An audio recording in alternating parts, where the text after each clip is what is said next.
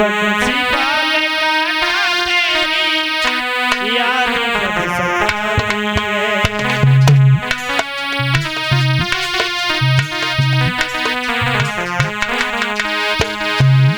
हो बंसी वाले कान्हा तेरी याद जब सताती है।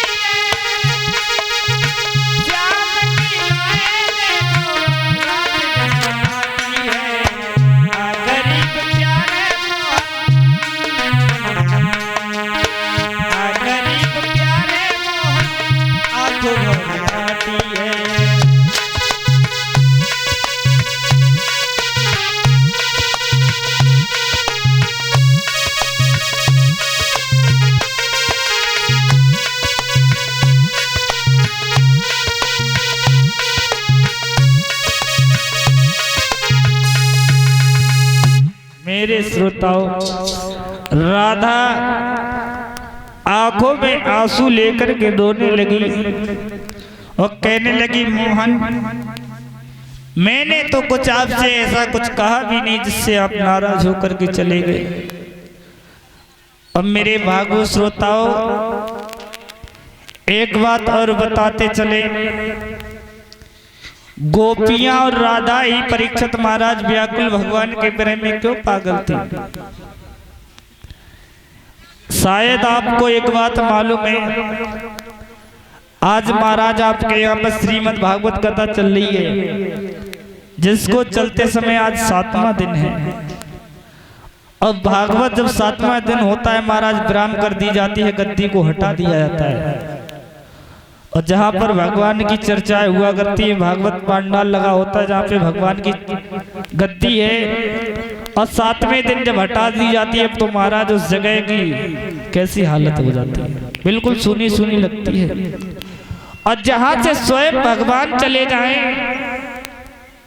ये तो केवल गद्दी ऐसे हटाने पे कितना कष्ट होता है, और जहाँ से स्वयं वृंदावन को छोड़ करके भगवान मथुरा के लिए चले गए तो उस जगह की क्या हाल होगा। हाँ, तो कहने का मतलब श्रोता, और राधा रो रही है, रोते रोते राधा को सुबह हो गया। और जब सुबह हो गया, राधा अपने वियोग में परेशान है, रो रही है, तब तक सभी सखियां आने लगी और सखियां आ गई तो राधा को जब रोते हुए देखा तो ललिता कहने लगी, राधा काहे को रो रही हो। राधा बोली, शायद तुम्हें नहीं मालूम है, जिस दिन से कन्हैया चला गया है छोड़ करके, चैन से हमने खाना नहीं खाया है, रातों की नींद हमारी पूरी नहीं हुई है। आगे शीला बढ़ी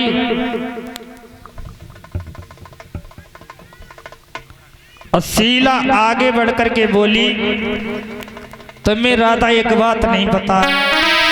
बोली कि पहला करिया मरना हो, इनको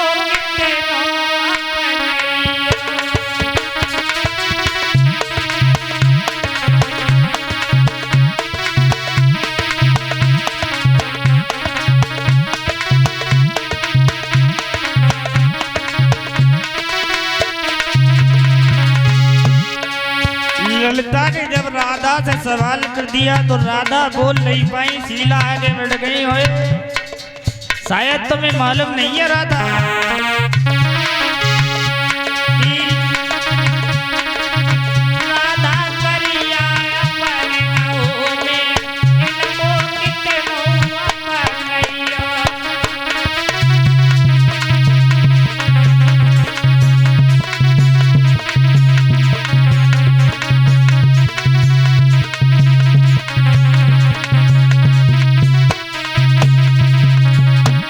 बोली अरे ठीक ठीक माखन खायो,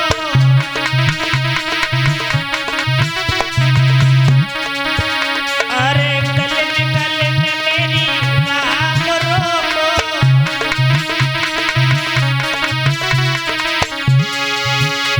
अरे बेटा को दनियो दरिया फिर मने हो।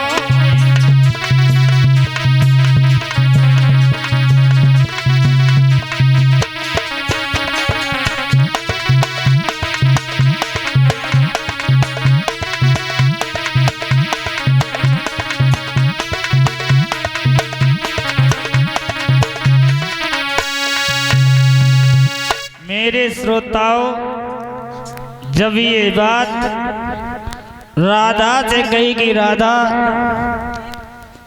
तुम रोना, वो कन्हैया इतना बड़ा निर्मोही है, वो ऐसे नहीं आएंगे। बोले कब आएंगे? बोले वो अपने समय से पहले नहीं आएंगे। अगर कन्हैया हम लोगों को इतना मानते तो शायद आज ये